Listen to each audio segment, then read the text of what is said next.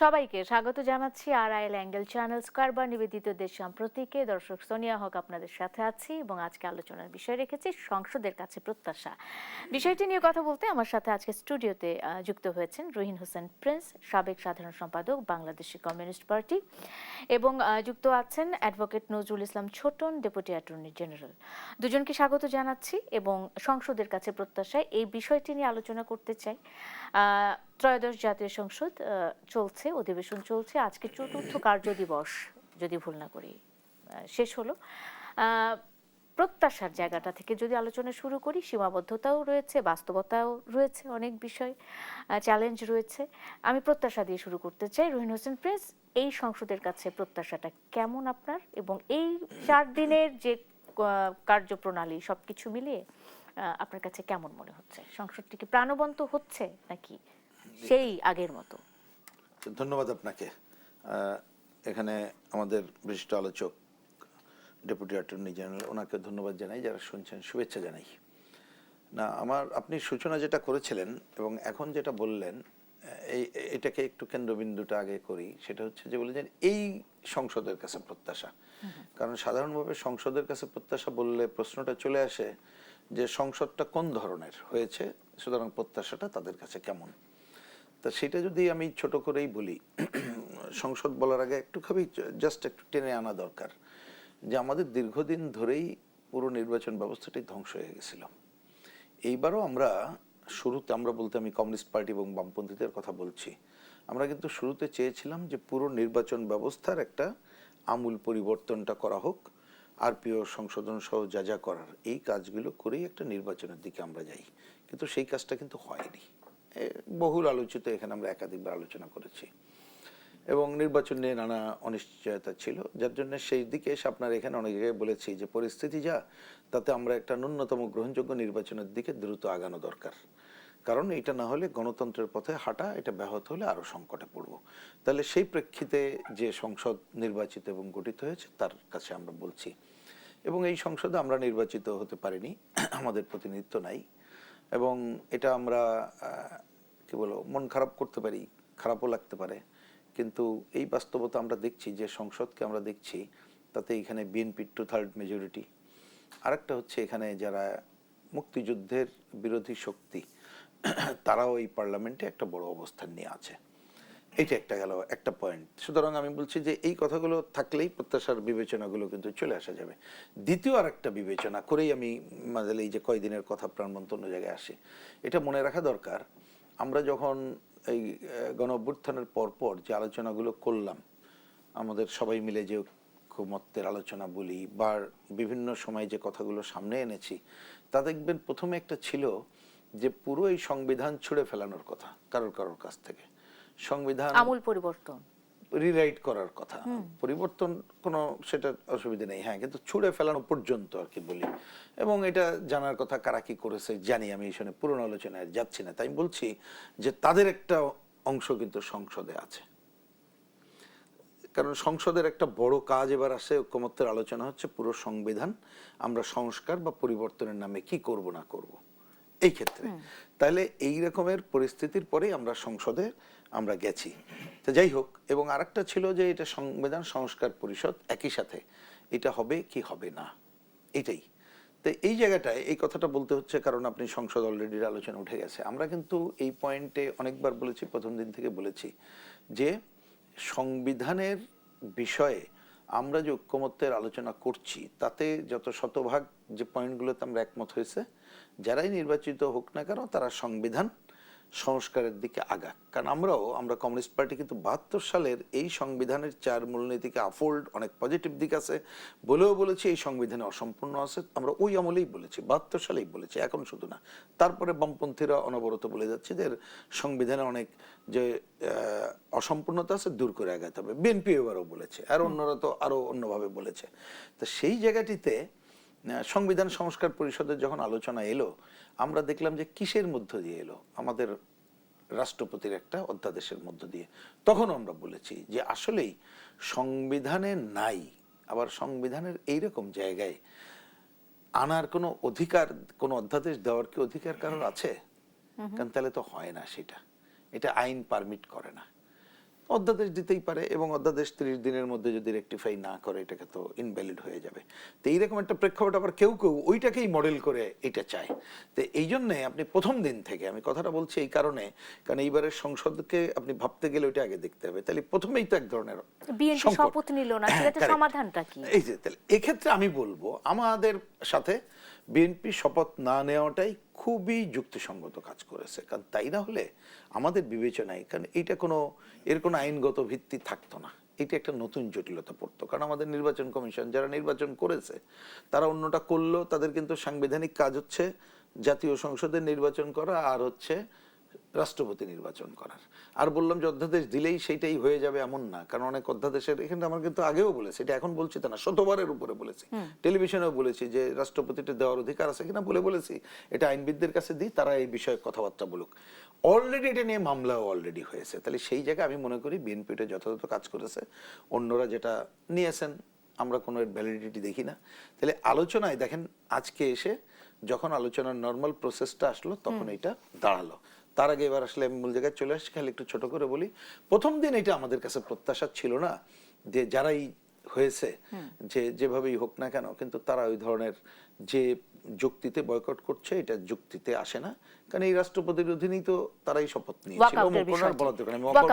তার মানে আমি বলছি শুরুতে এই জটিল কাজটা থাকলো। আর একটা খুবই ক্ষোভের সাথে আমাদেরকে বলতে হচ্ছে যে যেটা খুবই খারাপ নিদর্শন, এবং এইটা একটা কি বলবো যে খুবই খারাপ ঘটনা ঘটে গেল, সেটা হচ্ছে কি আমাদের মহান মুক্তিযুদ্ধের যারা মানে নাই, যুদ্ধ অপরাধ করেছে, তাদের নামও শোক প্রস্তাবে অন্তর্ভুক্ত হয়েছে, এবং অনেক মানুষের নাম শোক প্রস্তাবে অন্তর্ভুক্ত হয়নি। কিচ্ছু না, আপনি কি জাফরুল্লাহ চৌধুরীর নাম ভুলে গেলেন, আপনি সিরাজুল আলম খানের নাম ভুলে গেলেন, এরকম শত শত নাম বলতে পারি, দরকার ছিল না। তার মানে এই শুরুতেই সংকট দিয়ে শুরু হয়েছে, এবং তারপরে মুলতবির পরে আজকে যখন হলো অপ্রয়োজনীয়ভাবে এই কথাগুলো দেখলাম যে বিরোধী দলের পক্ষ থেকে বলা হলো। কিন্তু আমি বিশেষভাবে ধন্যবাদ জানাতে চাই সরকার দলের পক্ষ থেকে, যিনি এই বিষয়ে যুক্তি উত্থাপন করেছেন, জনাব সালাউদ্দিন আহমেদ। তিনি পারফেক্টলি কথাবার্তা বলেছেন, এই জন্য তাকে আমি ধন্যবাদ জানাতে চাই। আমি এইখানে এটাই বলে থামতে চাই যে অন্তত পক্ষে মানুষ মনে করে যে গণতন্ত্রের পথে হাঁটার জন্য যে সংসদীয় কার্যক্রম শুরু হলো, সেইখানে তারা প্রতিটা মুহূর্ত ন্যায্য কাজে ব্যয় করবে। যেমন এটা কিন্তু পুরনো হিসাব যে একটা সংসদের 1 মিনিটে খরচ প্রায় 3 লক্ষ টাকার মতো, 2 লক্ষ টাকার বেশি এক প্রতি মিনিটে। তো সুতরাং আমাদের সংসদ যাতে জাতীয় সংসদ যাতে আইন প্রণয়নের কাজটাই প্রধান, আজাইরা কথাবার্তা এবং অহেতুক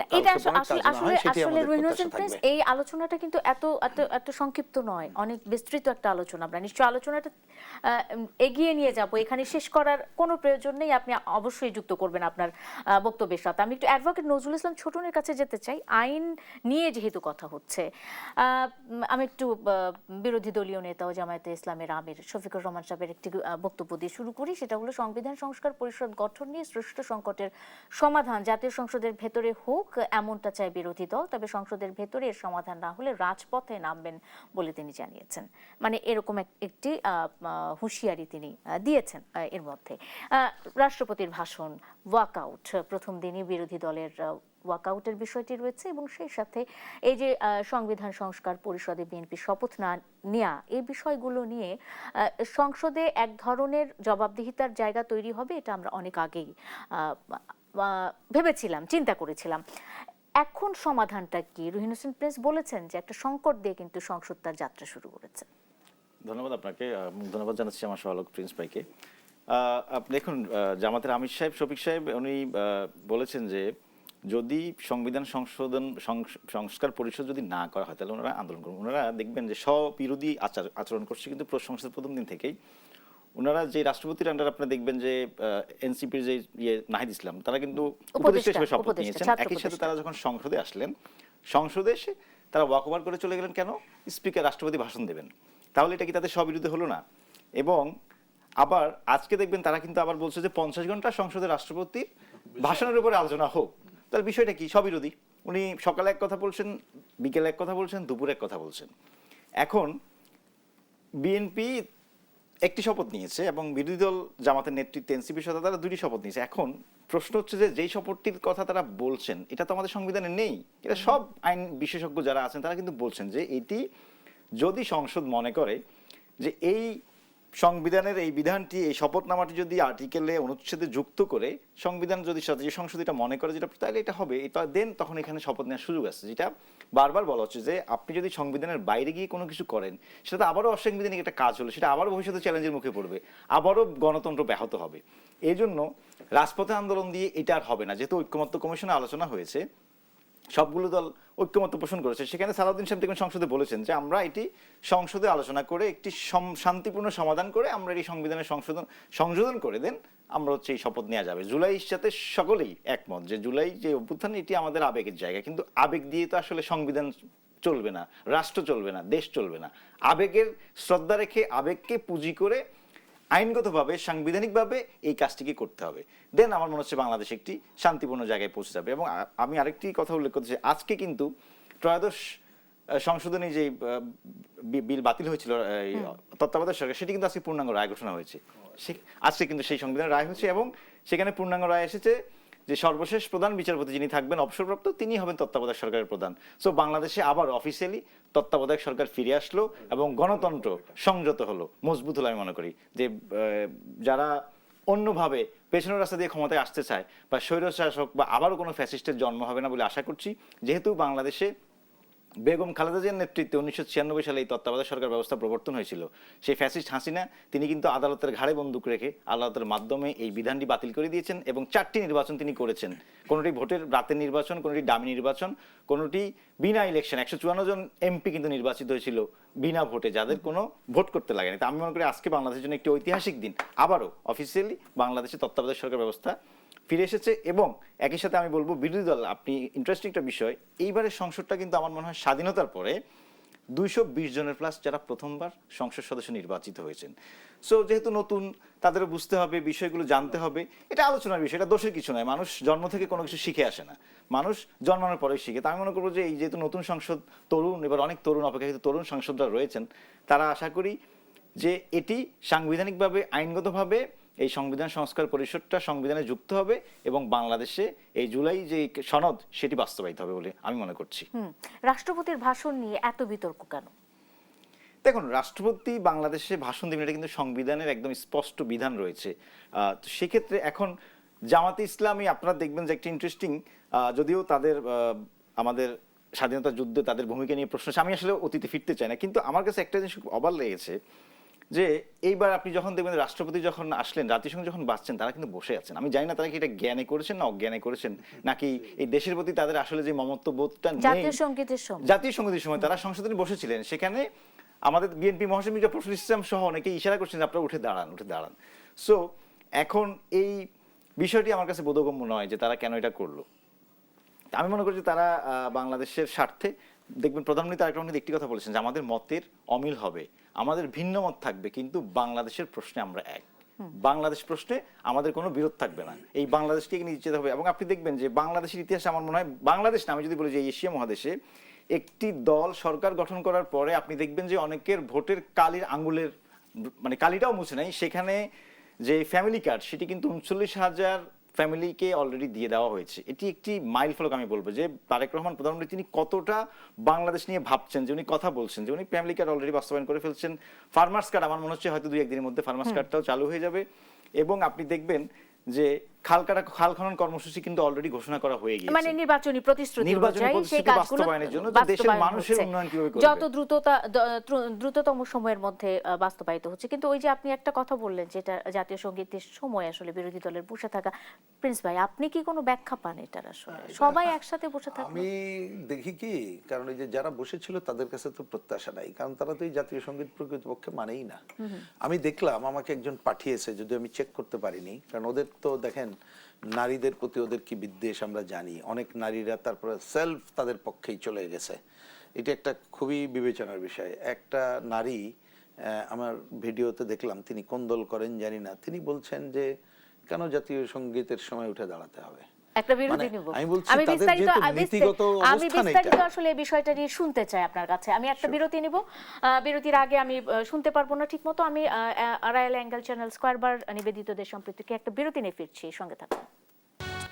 বিরতির পর স্বাগত। আরেকবার দেখছেন দেশ সাম্প্রতিক, নিবেদন করছে আড়াইল অ্যাঙ্গেল চ্যানেল স্কয়ার। বার সোনিয়া হক আপনাদের সাথে আছে। সংসদের কাছে প্রত্যাশা নিয়ে কথা বলছিলাম। কি প্রত্যাশা আমাদের সংসদের কাছে? এবারে সংসদ অধিবেশন শুরু হয়েছে একটি সংকটের মধ্য দিয়ে, এবং এরপরে কি, এই বিষয়গুলো নিয়ে কথা বলছিলাম। আমি আলোচনায় ফিরতে চাই। রুহিন হোসেন প্রিন্স, আপনাকে যুক্ত করতে চাই, যেহেতু আপনার কাছে আলোচনা ছেড়ে গিয়েছিলাম। সংসদের প্রতি জনপ্রতিনিধিদের দায়বদ্ধতা, কিংবা সংসদের প্রতি জনপ্রতিনিধিদের এক ধরনের জবাবদিহিতার যে জায়গাটা, এবারে সংসদ যেহেতু নতুন পুরনো, একেবারেই নতুন তরুণ প্রজন্মের সংসদ সদস্য কিংবা জনপ্রতিনিধি দিয়ে এবারে সংসদটাকে সাজানো হয়েছে, তো সেক্ষেত্রে এই যে জবাবদিহিতার জায়গাটা তৈরি হবে বলে আপনার মনে হচ্ছে? কারণ সেটি তো আসলে রিফ্লেক্ট করবে, প্রতিফলিত হবে সামগ্রিক সমাজ ব্যবস্থায়।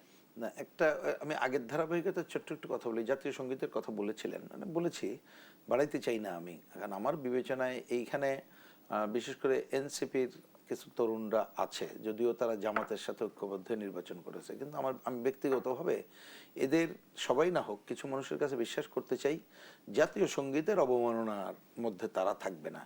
কিন্তু এখানে জামাত ইসলামের যারা হার্ডকোর পলিটিশিয়ান, তারা তো বাস্তব, এটা কৌশলগত কারণে হয়তো এখন এই যে মুক্তিযুদ্ধ টুদ্ধের কথা বলে, কিন্তু জানেন তারা তাদের পলিটিক্যালি, কারণ এটা তো পলিটিক্সের ব্যাপার, যে পলিটিক্সের কারণে তারা বিরোধিতা করেছিল, সেইখানে তাদের কোনো পলিটিক্যাল কোনো আত্মসমালোচনা এটা আছে বলে আমরা দেখি নাই, এবং যে যুদ্ধ অপরাধ সেটাও করে নাই। সুতরাং জাতীয় সঙ্গীতের সময় অনেক সময় দেখানো সম্মান হতে পারে, বাস্তবে সেটা নাই, এবং তার প্রতিফলনে কিন্তু ওই দিন ঘটেছে। যাই হোক, এটাই। এখন আপনি এই প্রশ্নের পরে যেটা করলেন, আমি ধারণা করি যে এত সবের পরেও ধরেন এই পার্লামেন্টে যারা আছে, কারণ ওই যে উনি অন্যতম একটা গুরুত্বপূর্ণ কথা বলেছেন, কারণ আমরা কতগুলো প্র্যাকটিক্যাল এবং যা বাস্তব তাকে তো মেনেই আমাদেরকে আগাতে হবে। 220 জন নতুন, ঠিক আছে, কোনো অসুবিধে নেই। আমরা এটা মানা না মানার তো ব্যাপার নেই, কারণ মানুষেরই তো তাদেরকে নির্বাচিত করেছে, যে কোনোভাবে হোক না কেন। তা আমি মনে করি যে যদি সংসদের কার্যপদ্ধতির জায়গাগুলো, সেখানেও সেটা হচ্ছে কি সংসদ পরিচালনার জন্য, কিন্তু গুরুত্বপূর্ণ আমার বিবেচনায় আরো কয়েকটা কাজ আছে। ওই তাহলে স্বচ্ছতা জবাবদিহিতার জায়গা আসবে। একটা কাজ হচ্ছে আমাদের সংবিধান অনুযায়ী পার্লামেন্টের কাজ কিন্তু প্রধানত আইন প্রণয়ন করা এবং জাতীয় বাজেট, রাষ্ট্রযন্ত্র রক্ষণাবেক্ষণ করা, এবং এইটা তখনই সম্ভব হবে যদি আমাদের স্থানীয় সরকার পরিষদ দক্ষ এবং দুর্নীতিমুক্তভাবে তাকে পরিচালনা আমরা করতে পারি। কিন্তু আমাদের হয়ে গেছে কি, সাংসদরা তারা একটা জমিদারের উপরে চলে যায়, এবং এলাকায় যে ক্লাবের ফুটবল ভাগাভাগি থেকে শুরু করে সব কাজ করে, স্কুলের গভর্নিং বডি থেকে শুরু করে নিয়োগ বাণিজ্য, রাস্তাঘাট, সব দুনিয়ার কাজ।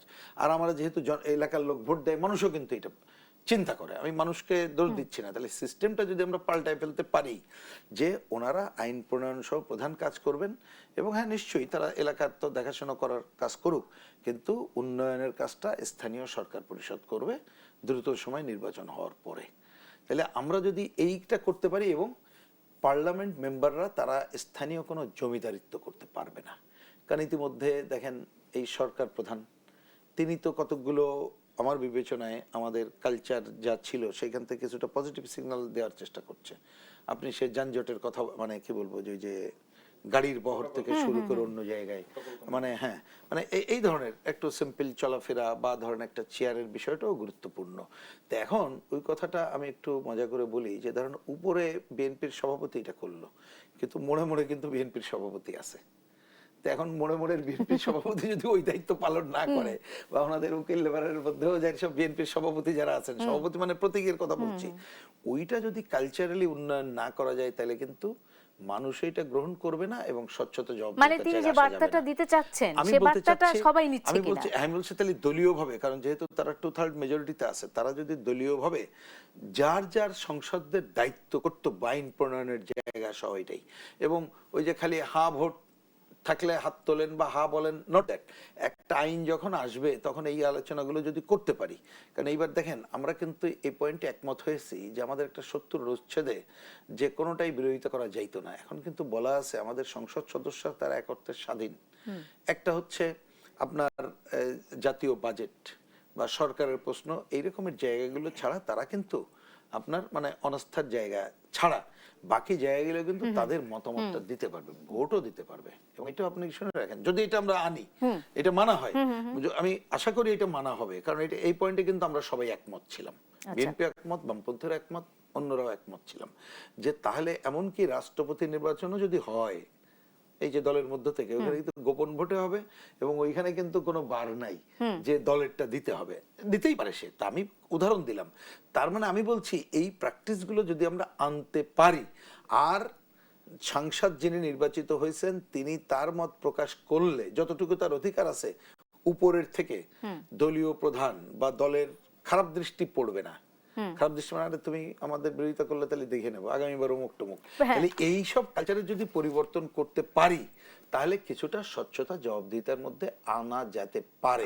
আমার শেষ পয়েন্ট হচ্ছে, মনে রেখেন এই যে এতক্ষণ আধিপত্য জমিদার তন্ত্র যে হয়তো এই কথা বললাম, হয় কেন? কারণ এলাকার আপনার প্রভাব বিস্তারকারী আপনি হতে চান অথবা আর্থিকভাবে বেনিফিটেড হতে চান। এই দুইটা জায়গায় সমস্ত বেআইনি গোষ্ঠীতন্ত্রের জায়গা থেকে যদি এই জায়গাতে বন্ধ করে দেওয়া যায় তাহলে দেখবেন অটোমেটিক্যালি এরা আইন প্রণয়নের কাজ যে যার মতোই করুক, তার সাথে আমাদের বিরোধিতা থাকবে, কিন্তু ওই রকমের জায়গায় যাওয়ার কোনো বিকল্প থাকবে না। আমি একটি প্রশ্ন রেখে যেতে চাই। নিরঙ্কুশ সংখ্যাগরিষ্ঠতা বিএনপির এবারের জাতীয় সংসদে বা জাতীয় নির্বাচনে এবং তাদের যে প্রতিনিধিত্ব, এই নিরঙ্কুশ সংখ্যাগরিষ্ঠতা বা এই যে সংখ্যাটা, এটি সকলেই বলেন যে একদিক থেকে সম্ভাবনার, আরেক দিক থেকে ঝুঁকির। তো সেক্ষেত্রে এই নিরঙ্কুশ সংখ্যাগরিষ্ঠতা বা এই বিজয় মানে দীর্ঘমেয়াদী স্থিতিশীলতা, বিভিন্ন জায়গায় যে সংকট রয়েছে সেটি আনতে কতটুকু ভূমিকা রাখবে বা রাখতে পারবে কিনা, আপনার কাছে প্রশ্ন থাকবে অ্যাডভোকেট নজরুল ইসলাম ছোটন একটা বিরতির পরে এসে। দর্শক, একটা বিরতি নেই, আড়াইল অ্যাঙ্গেল চ্যানেল স্কয়ার বা নিবেদিত দেশ সাম্প্রতিকে সঙ্গে থাকুন। বিরতির পর স্বাগত আরেকবার, দেখছেন দেশ সাম্প্রতিক, নিবেদন করছে আড়াইল অ্যাঙ্গেল চ্যানেল স্কয়ার বার। সোনিয়া হক আপনাদের সাথে আছি। সংসদের কাছে প্রত্যাশা নিয়ে আলোচনায় ছিলাম, আলোচনায় ফিরতে চাই। নিরঙ্কুশ সংখ্যাগরিষ্ঠতা বিএনপির এই যে বিজয়, সেটি আসলে দীর্ঘমেয়াদী স্থিতিশীলতা দিতে পারবে কিনা, আনতে পারবে কিনা, এ ধরনের একটি প্রশ্ন আছে। প্রশ্নটি ছিল অ্যাডভোকেট নজরুল ইসলাম ছোটন আপনার কাছে। ধন্যবাদ। দেখুন, নিরঙ্কুশ সংখ্যাগরিষ্ঠতা এটি এটি আসলে এক অর্থে খুব ভালো, আবার এক অর্থে একটু খারাপ। কারণ হচ্ছে কি, যদি নিরঙ্কুশ সংখ্যাগরিষ্ঠতাকে নিয়ে যদি এটা আমরা মিসইউজ করি, মানে এটাকে যদি আমরা যদি জনগণের জবাবদিহিতা ভুলে যাই, তখন হয় কি এটা মাঝে মানে মিসইউজ করতে পারে। বিশেষ করে রবিন ভাই যেমন বলছিলেন যে মাঠ লেভেল, একদম মাঠ পর্যায়ে, যে প্রত্যেকটা মোড়ে মোড়ে সভাপতি আছে, প্রত্যেকটা ইউনিটে সভাপতি আছে, এই যে একটা আত্ম অহংকার, অহমিকা চলে আসে যে আমরা তো 2/3 মেজরিটি নিয়ে সরকারে এসেছি, আমরা যাই করি আমরা আবারও পাওয়ারে আসবো, এরকম একটা বিষয় থাকে। এখন এইবারের সংসদটার জন্য নিরঙ্কুশ সংখ্যাগরিষ্ঠতা দরকার ছিল।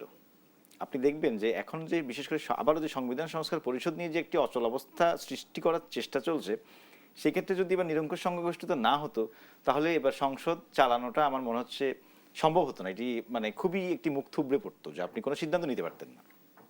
এখন যেহেতু জুলাই সনদে আমরা ঐক্যমত্য কমিশনের সবগুলো দল অংশ নিয়েছে, সবাই সেখানে সিগনেচার করেছে, দুই একটি পয়েন্টে বা বিএনপি যে জায়গাগুলোতে তারা নোট অফ ডিসেন্ট দিয়েছে, আমার মনে হচ্ছে যে এবার যে নিরঙ্কুশ সংখ্যাগরিষ্ঠতা, সেক্ষেত্রে এবার সংবিধান সংস্কার বলি, সংবিধান পরিবর্তন যাই বলি আমরা, আমার মনে হচ্ছে এবারের এই নিরঙ্কুশ সংখ্যাগরিষ্ঠতায় বিএনপি সেটা পারবে। এবং জনগণের যে ম্যান্ডেট আছে সেই ম্যান্ডেট নিয়ে এবং গণভোটের যে রায়, দুটি মিলিয়ে আমার মনে হচ্ছে এবার নিরঙ্কুশ সংখ্যাগরিষ্ঠতা দরকার ছিল। হ্যাঁ, এই নিরঙ্কুশ সংখ্যাগরিষ্ঠতাকে আপনি এবার দেখবেন যে নিরঙ্কুশ সংখ্যাগরিষ্ঠতার যেহেতু আমাদের অতীত ইতিহাস কিন্তু ভালো নয়, যেই দলই পেয়েছে নিরঙ্কুশ সংখ্যাগরিষ্ঠতা তারা কিন্তু ক্ষমতার মিসইউজ করেছে, তারা জনগণের কাছে যায়নি, জনগণের রায়কে তারা উপেক্ষা করেছে। তারা তো কর্তৃত্ববাদী হয়েছে। বিএনপি কর্তৃত্ববাদী হবে না বা কর্তৃত্ব পরায়ণ হবে না, এটার গ্যারান্টি কি? আপনি বলেন না যে মর্নিং শোজ দ্য ডে, আপনি দেখবেন যে ছোট ছোট কিছু এক্সাম্পল রহিন ভাই বলেছেন যে প্রধানমন্ত্রী তারেক রহমান এবার দেখবেন উনি কিন্তু বড় চেয়ারে বসছেন না, উনি কিন্তু প্রধানমন্ত্রী করছেন না, তৃণমূল পর্যায়ে বা তারপরে যারা আছে। এটাই তো মেসেজ, যে আপনি দেখবেন যে বাংলাদেশে একটি জনবহুল দেশ, উনি দীর্ঘদিন নির্বাসিত ছিলেন, আপনি জানেন বিভিন্ন কারণে, সেখান থেকে উনি দেখে এসেছেন যে একজন সরকার প্রধান কত সিম্পলি চলাফেরা করে। আপনি দেখবেন, আমার তো মনে হচ্ছে তারেক রহমান এখন ব্রিটেনের প্রধানমন্ত্রীর মতো চলাফেরা করছেন, যে সেখানে কখন প্রধানমন্ত্রী আসলো কখন গেল কেউ টের পাচ্ছেন। আপনি দেখবেন যে দীর্ঘক্ষণ মানে বাংলাদেশের ঢাকা শহরে এখন কিন্তু জ্যাম কমে গিয়েছে, মানুষ কিন্তু খুশি, এটাকে স্বতঃস্ফূর্তভাবে নিচ্ছে। এটি হচ্ছে মেসেজ, যে তৃণমূলের যে সাধারণ হয়ে যাও, মানুষের কাছে যাও। মানুষ কি চায় আপনি দেখবেন যে শিক্ষা মন্ত্রণালয় একটি সার্কুলার হয়েছিল গভর্নিং বডি নিয়ে, আমি যদি ভুল না করি, যে বিএ পাস অথবা এমএ পাস এরকম লাগবে না, সেখানে কিন্তু কিন্তু মানুষ কিন্তু বিরূপ প্রতিক্রিয়া আসে, সেখান থেকে কিন্তু সরকার অলরেডি সরে আসছে যে না, আমরা এরকম কোনো আইন এখন পর্যন্ত আমরা পাস করি। তার মানে এখন সোশ্যাল মিডিয়া অনেক বেশি স্ট্রং। হ্যাঁ, আমাদের সোশ্যাল মিডিয়াগুলোতে নেগেটিভিটিও রয়েছে, কিন্তু সোশ্যাল মিডিয়া অনেক স্ট্রং। আপনি দেখবেন মানুষ কিন্তু বাহবা দিচ্ছে যে এই কাজগুলো কিন্তু মানুষ রিসিভ করছে, এটি হচ্ছে মেসেজ। আপনি দেখবেন যে প্রধানমন্ত্রী নিজে তার অফিসের লাইট ফ্যানগুলো বন্ধ করে দিচ্ছেন, করিডোর লাইট ফ্যানগুলো বন্ধ করে দিচ্ছেন, যেহেতু বাংলাদেশের পৃথিবীতে এখন একটাই যুদ্ধ চলছে, এখন আসলে আমাদের ব্যয় সংকোচন নীতিতে চলে যেতে হবে। আমি বলি এটা একটু দুর্ভাগ্য হয়তো বিএনপির এই সরকারের জন্য, যেহেতু এটি একটি বিশাল মহামারী যুদ্ধ লেগেছে, আপনার জ্বালানির সংকট দেখা দিচ্ছে, সেই জায়গাটায় আমি বলবো এটি হচ্ছে মেসেজ। এই নিরঙ্কুশ সংখ্যাগরিষ্ঠতা তারেক রহমান মেসেজ দিচ্ছেন যে এটা আমাদেরকে তো 5 বছর পর আবার ভোটে যেতে হবে। তাহলে আমি যদি এখন আমাদের প্রতিশ্রুতিগুলো বাস্তবায়ন না করি, আমরা যদি আবারও হামবড়া ভাব নিয়ে চলি, তাহলে তো মানুষ আমাদেরকে প্রত্যাখ্যান করবে।